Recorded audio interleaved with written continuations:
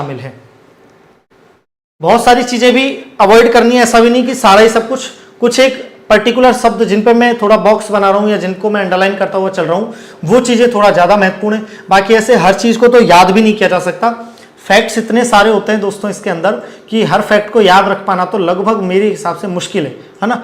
तो सारे फैक्ट्स तो अपन याद नहीं रख सकते, लेकिन जो मुख्य फैक्ट्स हैं उनको अपन को याद रखना ही है ना। सारे मुख्य फैक्ट्स को जिनको मैं अंडरलाइन करता हुआ चल रहा हूं, बॉक्स बना रहा हूं, उनको तो आपको याद रखना ही रखना है। यहां पर सिंपल है, कोई दिक्कत इसमें। नेक्स्ट बात करते हैं, आइए जल्दी से। स्पितजर खगोलीय उद्भव, ये हो गया ना। हाँ, स्पितजर खगोलीय उद्भव तथा आकाश गंगाओं, तारों तथा ग्रहों के विकास तथा निर्माण की प्रक्रिया के अध्ययन के लिए रूपांकित नासा के खगोलीय उद्भव की खोज कार्यक्रम का भी हिस्सा थी। तो ये जो स्पितजर थी है ना, ये नासा के जो खगोलीय कार्यक्रम है, खगोलीय उद्भव के कार्यक्रम है ना, उससे भी संबंधित थी। इसे फ्लोरिडा स्थित कैप कैनवेरल से डेल्टा रॉकेट द्वारा 25 अगस्त 2003 को प्रक्षेपित किया गया था। नॉर्मल पढ़ने वाली लाइनें हैं। 16 वर्षों से भी अधिक समय तक अवरक्त प्रकाश में ब्रह्मांड का अध्ययन करने के उपरांत 30 जनवरी 2020 को नासा की स्पितजर अंतरिक्ष दूरबीन का मिशन समाप्त घोषित कर दिया गया था। कब घोषित कर दिया था समाप्त? 30 जनवरी 2020 को। ठीक है, नॉर्मल बेसिक सी चीजें, इनको एक एक बार देख लेना बस जाने से पहले। ज्यादा रटने की कोशिश मत करना, एक बार थोड़ा हल्का हल्का सा सरसरी निगाह से देख जाना इनको, है ना, सरसरी निगाह से देख जाना केवल एक बार।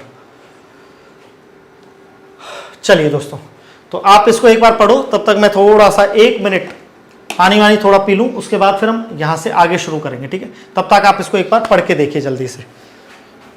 तब तक आप इसको एक बार पढ़ के देखिए जल्दी से।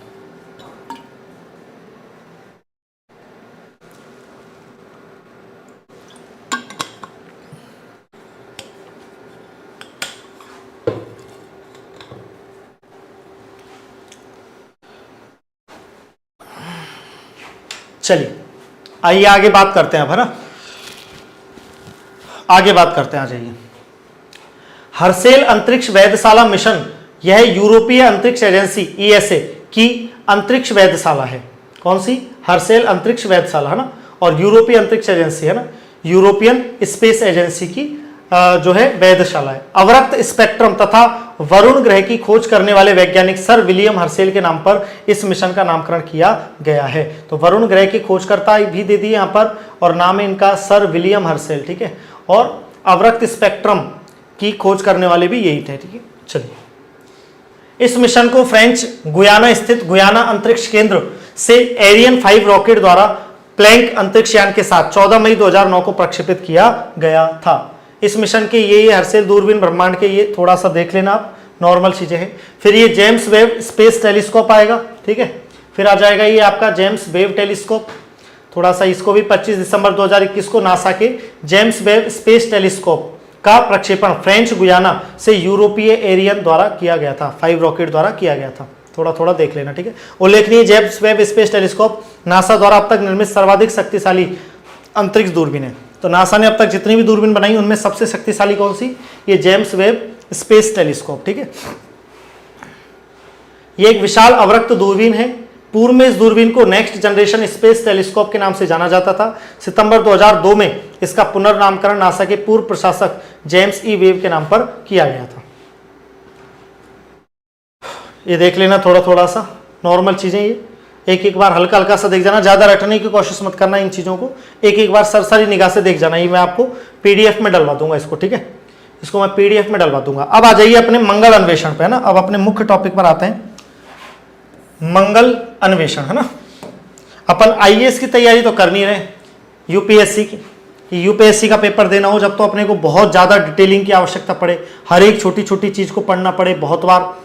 यहाँ तो अपन एक नॉर्मल परीक्षा दे रहे हैं वीडियो का, हालांकि मैं मानता हूँ कि परीक्षा थोड़ी टफ है, लेकिन इतनी ज़्यादा भी नहीं कि यूपीएससी नहीं है, तो इसमें हमें बहुत ज़्यादा बारीकी की आवश्यकता भी नहीं है ना, बहुत अत्यधिक बारीकी की आवश्यकता नहीं है। ठीक है, तो जो कई लोग सोचते हैं ना कि बहुत ज़्यादा कठिन मामला नहीं है, बहुत हल्का मामला है, आसान मामला है, नॉर्मल, है ना। चलिए, मंगल यानी सौर मंडल। अब देखो, मंगल ग्रह, लाल ग्रह कहते हैं मंगल ग्रह को कौन सा ग्रह कहते हैं? लाल ग्रह कहते हैं, लाल ग्रह। ठीक है, तो मंगल ग्रह की बात करते हैं, मंगल अन्वेषण के बारे में। ठीक है, मंगल ग्रह अन्वेषण का मतलब होता है खोज। तो मंगल यानी सौरमंडल में दूरी की दृष्टि से सूर्य से चौथा ग्रह, जिसे लाल ग्रह भी कहा जाता है, ठीक है, लाल ग्रह भी कहा जाता है। तो यह है आपका मंगल। सूर्य से कौन से नंबर पे आएगा? चौथे नंबर पे। पहले बुध, फिर शुक्र, फिर पृथ्वी, फिर मंगल, फिर बृहस्पति, फिर शनि, फिर अरुण, फिर वरुण, फिर प्लूटो, ऐसे चलता है मामला ना। पहले कौन सा? बुध, सूर्य के सबसे पास, सबसे गर्म बुध, फिर शुक्र, भोर का तारा या सांझ का तारा, पृथ्वी की बहन, फिर मंगल, फिर पृथ्वी, फिर मंगल, फिर बृहस्पति सबसे बड़ा ग्रह, फिर वो प्लेट वाला चारों तरफ जिसके प्लेट हैं शनि, फिर अरुण, वरुण और प्लूटो, यम, ठीक है। चलिए, लाल ग्रह भी कहा जाता है। मंगल ग्रह का धरातल स्थलीय और वातावरण विरल है ना। इसकी सतह चंद्रमा के गर्त, मंगल पृथ्वी से मिलता जुलता है, ऐसा कहते हैं कि मंगल जो है वो पृथ्वी से मिलता जुलता ग्रह है ना। इसकी सतह चंद्रमा के गर्त और पृथ्वी के ज्वालामुखियों, घाटियों, रेगिस्तान और ध्रुवीय बर्फीली चोटियों की याद दिलाती है। तो इसकी जो सतह है वो है तो स्थलीय, लेकिन किसकी याद दिलाती है? कि चंद्रमा के तो गड्ढों की और पृथ्वी के ज्वालामुखियों की, घाटियों की, रेगिस्तानों की याद दिलाती है, ठीक है। यह स्थान है ओलंपस मॉन्स का, जो हमारे सौरमंडल का सबसे अधिक ऊंचा पर्वत है। साथ ही विशालतम घाटी वेलेस मेरिनेरिस भी यहां पर स्थित है। तो देखो, सबसे ऊंचा पर्वत सौरमंडल का, सबसे ज्यादा ऊंचा पर्वत, इसका नाम याद रखना ओलंपस मॉन्स, ठीक है। ओलंपस भी याद रख सकते हो, ओलंपस मॉन्स। और सबसे ऊंची घाटी भी, विशालतम घाटी भी कौन सी है? वेलेस मेरिनेरिस, जो कौन से ग्रह पर स्थित है? मंगल ग्रह पर स्थित है ना। जो कौन से ग्रह पर स्थित है? मंगल ग्रह पर स्थित है, ठीक है।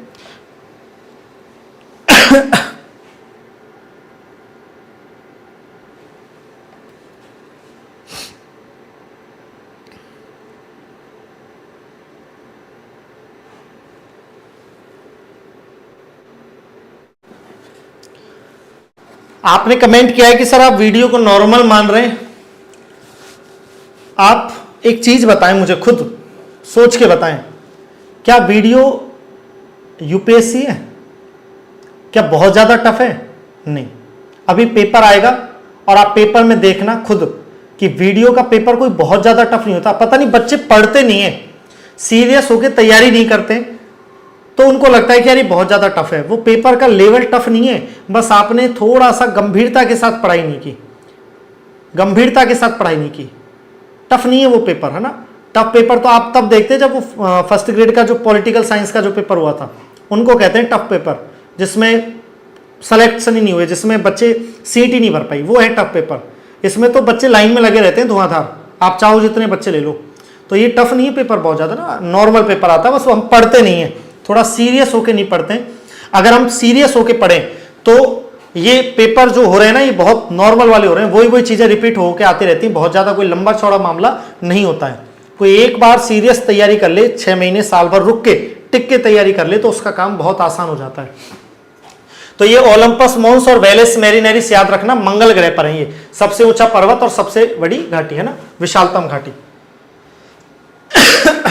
अब देखो भाई, मंगल अन्वेषण।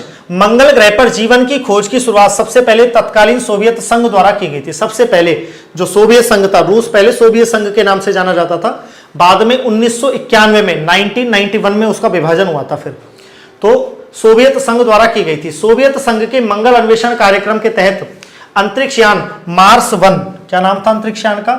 मार्स 1 को प्रथम मंगल मिशन के तौर पे 1 नवंबर 1962 को प्रक्षेपित किया गया था, ठीक है। तो प्रथम मंगल मिशन कब भेजा गया? 1 नवंबर 1962। 1 नवंबर 1962, बहुत पुरानी बात चल रही है। राजस्थान में मोहनलाल सुखाड़िया जी मुख्यमंत्री थे उस समय, ठीक है। 1 नवंबर 1962 को प्रक्षेपित किया गया था। इसके बाद अमेरिका ने भी वर्ष 1964 में मेरिनर 4 प्रक्षेपित किया। अमेरिका ने कौन सा प्रक्षेपित किया? मेरिनर 4, और जिसने जुलाई 1965 में मंगल के पास से गुजरते हुए उसके कुछ चित्र खींचे, ठीक है। तो ये आप याद रखें कि रूस ने या सोवियत संघ ने पहले भेजा मार्स 1 और ये भेजा गया 1 नवंबर 1962, और उसके बाद फिर ये अमेरिका ने भेजा मेरिनर 4 और ये जुलाई 1965 में मंगल के पास से निकला और उसके फोटो खींचे थे। इन मिशनों के बाद कई मंगल अभियान संपन्न हुए, लेकिन सबसे अधिक सुर्खियों में रहे अमेरिकी अंतरिक्ष एजेंसी नासा द्वारा।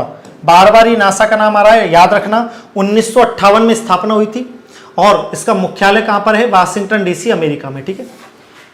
द्वारा भेजे गए जुड़वा रोवर स्पिरिट और अपॉर्चुनिटी, ठीक है। तो इनमें जब से